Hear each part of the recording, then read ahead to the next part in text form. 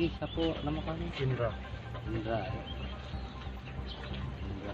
Berapa lama jadi bandar togel? 2 tahun. Berapa? 2 tahunan. Itu buka dewek atau ada nyetor atau macam mana? Nyetor. Oh, berarti yang si siapa nama? Indra Lasmana. Indra bosnya berarti. Buka dewek, Udah ngirim lagi. ngirim lagi. Dia masih stop dia.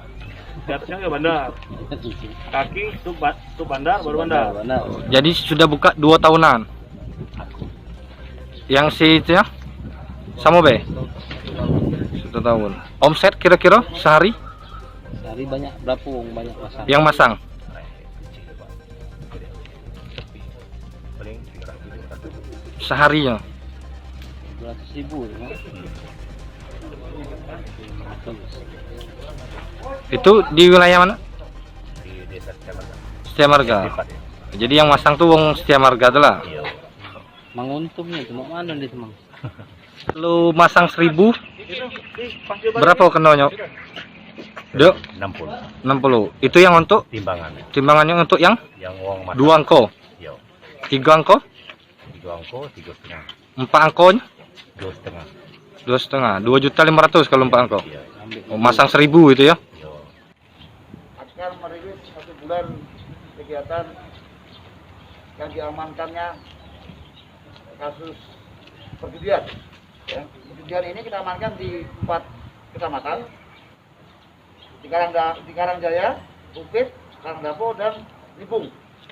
Ya, tindak pidana ini yang pertama kami jelaskan di daerah Bukit jenis perjudian barbar, masih jackpot.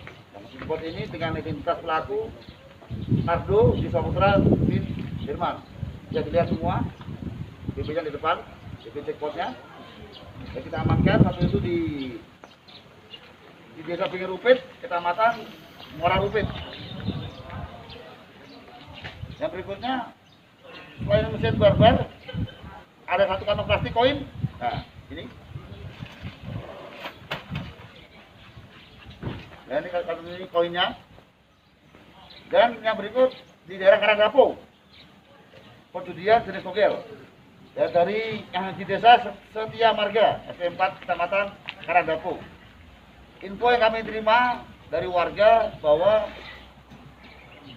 diterima informasi ada kaki bandar togel yang ada di TKP. Hasil pengembangan kami dari pihak Polsek, lalu ke TKP sehingga dapat diamankanlah tersangka dengan atas nama Ali. Dan dikembangkan lagi ke sub bandara lagi, kami kembangkan sampai ke Kecamatan Rupit.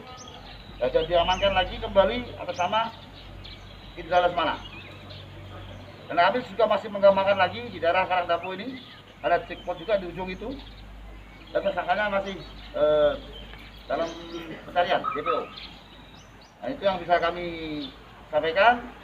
Terima kasih kepada masyarakat semua yang sudah proaktif memberikan informasi kepada kami, dan terus memberikan informasi kepada kami agar kami bisa sama-sama rekan-rekan semua untuk mengungkap semua jenis perjudian yang ada di Kabupaten Muratara ini.